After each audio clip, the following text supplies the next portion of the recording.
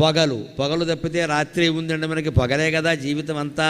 ఇప్పుడు పబ్బులు క్లబ్బులు అన్నీ వచ్చాక రాత్రి జీవితం కూడా మొదలైంది. లేకపోతే ఇదివరకు పగలే జీవితం అండి.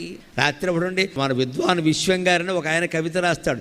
గూటిలో దీపమును పెట్టి నోటిలో కబళమును పెట్టి అంటాడు. గూటిలో దీపం పెట్టేవారు పూర్వం, నోట్లో ముద్దెట్టుకునేవారు, పడుకునేవారు, ఇక మాట్లాడేవారు కాదు. రాత్రి అంటే ప్రశాంతం. ఇప్పుడు జరగకూడనివన్నీ రాత్రే జరుగుతున్నాయి. అసలు పగల కంటే రాత్రే ఎక్కువైపోయింది మనకి. ఈ రాత్రి జీవితం నుంచి మళ్ళీ పగటి జీవితానికి మనం మారాలండి.